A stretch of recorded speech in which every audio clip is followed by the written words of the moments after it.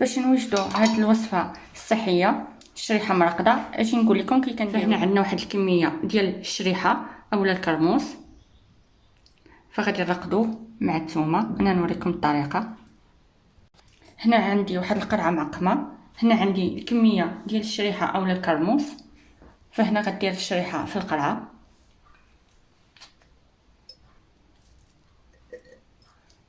هنا دارت نص ديال الكميه ديال الشريحه.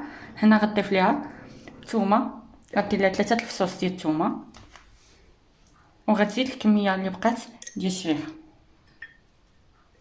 هنا كملات الكميه ديال الشريحه اللي عندنا. شوفوا الثومه، شوف دارت 3 الفصوص ديال الثومه، يمكن لكم ديروا اكثر.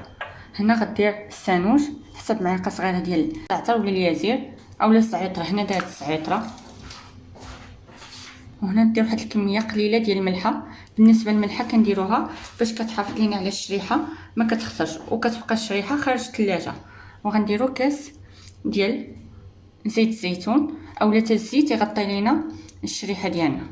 بالنسبه لزيت الزيتون فدرناه بيو. شوف حطيت عليها بالمعلقه حتى طلع الزيت. فبالنسبه لينا حنا كنديروا كميه كبيره، فدابا حنا كناكلوا من هاد القرعه ووجدات لينا هاد القرعه. فكتخليها في البلاكار مده 15 يوم بعيده على الضوء. من بعد ما 15 يوم كنبداو ناكلوا منها. فهي صحيه بالنسبه للبرد، وكذلك كتعطينا فيتامين دي، وكذلك مزيانه للمصان والناس اللي كيعانيوا من القبض فمزيانه اليوم. بالنسبه للزيت اللي غايقول لي الزيت كميه ديال الزيت كبيره وغطي علينا، فراه ما غطيش، راه كناكلوه مع الخبز والفرماج اولا غير مع الخبز بوحدو. فاحنا ديما عندنا ستوك ديال الشريحه مرقده، خصوصا كنوجدوها بزاف في هذا البرد، فكنوجدوها بزاف لانها صحيه فكتحمي كذلك من البرد.